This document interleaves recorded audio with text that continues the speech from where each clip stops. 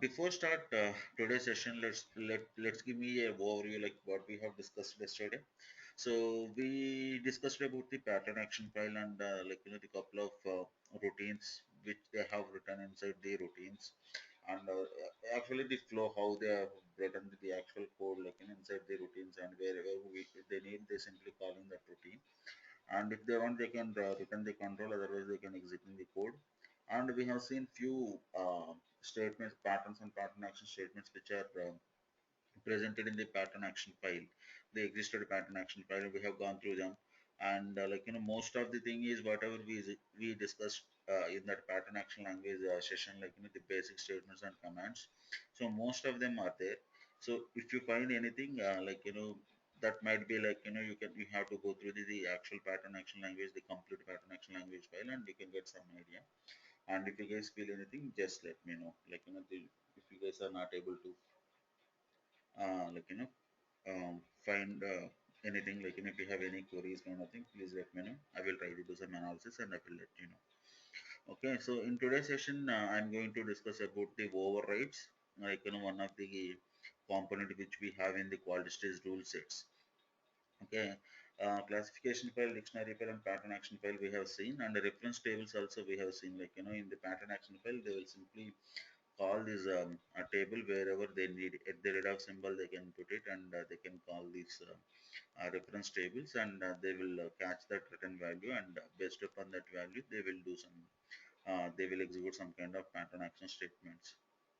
So one of the thing is overrides, so that I'm going to show you today, overrides. So that will take hardly in 5 minutes or 5 to 10 minutes. So once that is done, we are moving to the a new component, that is match frequency stage. So that we need before we are going to discuss about the match stages and all those things, so we need this match frequency stage. So we will try to complete this match frequency stage. Okay, so let me open the overrides and then we will discuss about that.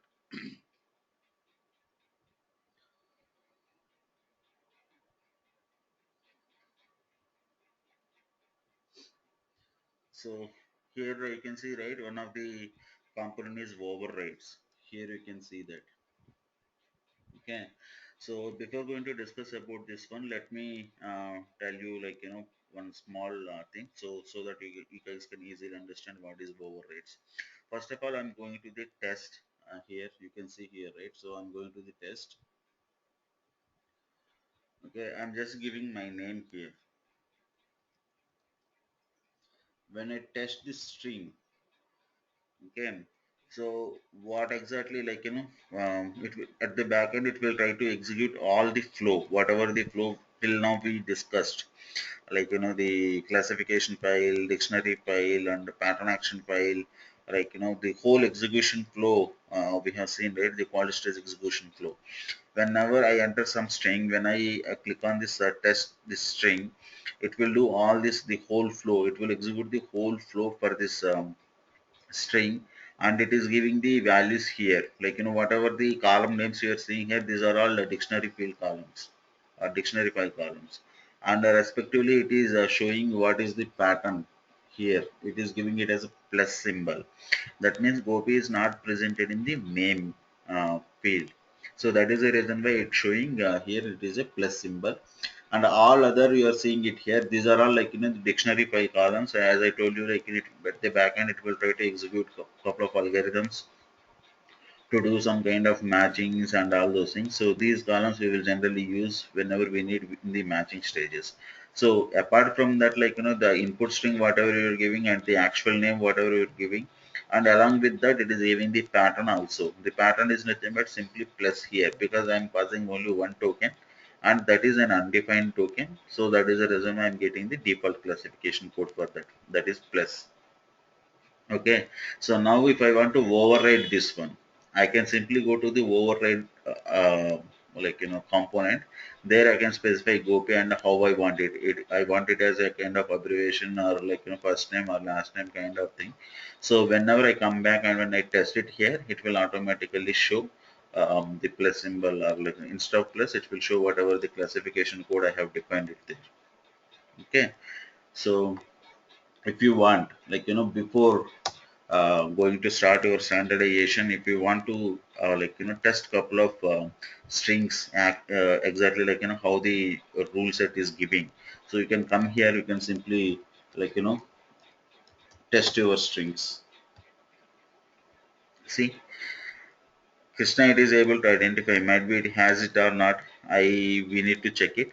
So for OP, it is not able to identify it. So that is the reason why it is giving it as a plus. And then if you want, you can you can enter your names, and you can check it how exactly it is behaving. Okay. Now let me go back to the overrides.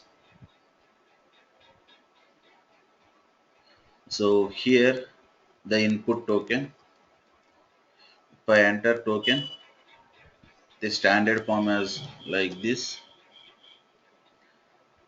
I want my name as a the abbreviated words or kind of thing. So I'm just simply checking this one, and I'm going to add this. When I apply, when I go to OK, and just click on OK.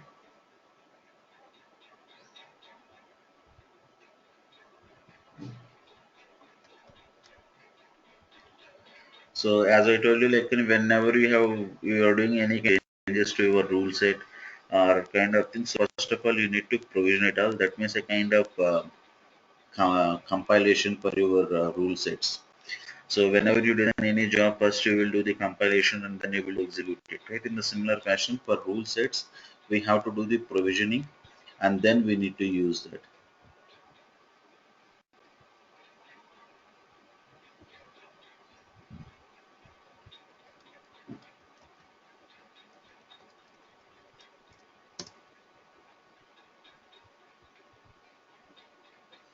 See, when you compare these results with the results which I showed you earlier before going to do this override option, earlier it's showing only the input pattern as plus symbol, and there is no whatever the abbreviated token I have given here in the override option, GOPIS, it's showing that abbreviated word, and the other things are as it is. It is whenever it is running the algorithm at the back end. So whatever the output it is getting, it's simply displaying that. Along with that, whatever the pattern I have specified it here. Right now I have given the pattern as A. So this one I have done directly on the actual rule set which was provided by the IBM, right? So now the override option use is, if you want to do any kind of changes directly on your mm, the IBM provided rule set. So these are all read-only files, so you cannot able to edit it directly, the classification file, dictionary file, and pattern action file, or whatever it may be. So as of now, what we have done is we have taken the copy of the tool set and we have worked, right? So that is the reason why we are able to enter the classification file, or we are able to modify the classification file, dictionary file, and the whatever the file we want it. But without touching all these classification files and the pattern action files whatever you have, so if you want to directly override the rule set which was provided by IBM, so in that case there won't be any kind of direct rights to you to edit the classification file, dictionary file, whatever the components we have. But through the override option, you can go through that. If you want, you can override how you want your name, right now in the actual US name rule set itself, I have overridden it. So earlier it was showing plus symbol, that's a kind of unclassified token. Right now it's showing it as a.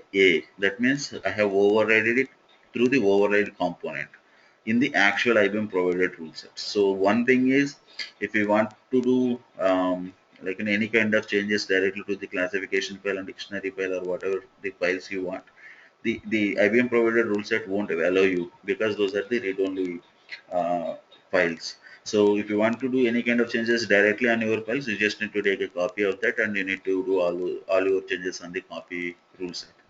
But without modifying or without taking any copy of that, if you want to do one or two small changes, or maybe very less changes, if you want, you can directly go to these override options and all those things. With that, without taking copy of your rule set, the IBM provided rule set, you can directly override whatever the functionality you want by this override what I can say component. So whatever the override components here you have, all these are ending with O. Here you can see, right, input pattern and ending you're seeing O, right? That means override file. And classification file, dictionary file, these are all we have seen. And this, wherever you're seeing TBL, these are nothing but reference tables. Here you're seeing, right, TBL is extension is TBL. So these you are seeing it here for gender, US first name and US name. So TBL is nothing but for your reference tables. CLS and is nothing but for your classification file. DCT is nothing but for your dictionary file. IPO, ITO, these are pattern override, text override. We have different types of override. So you are seeing input pattern override, input text override. PAT is nothing but your pattern action file. SCT is nothing but the this superior set, which contains all these PTO, like an ITO and all those things. And here the tables again, the wherever you're seeing override, those are all your override files. Okay, Gopi, what is UCL? what is that? UCL. This one. This is not Blow SCL. this, blow this, blow this. UCL. Okay, Yeah, unhandled this one. Um, UCL, right? yeah. One moment. You can check it here. All these things. Hmm?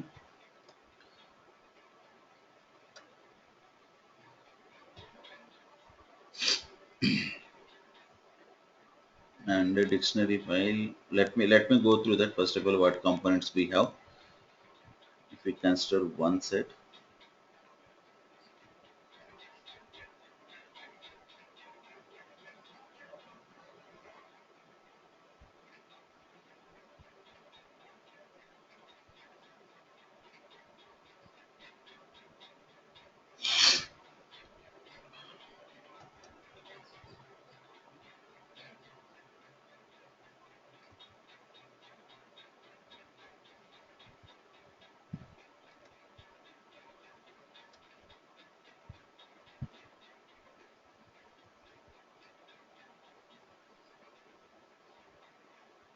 and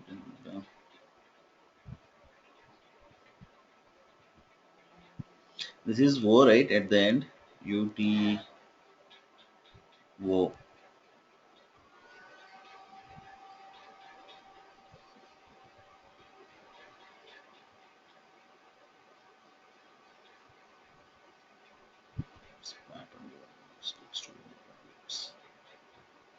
CLS dictionary file.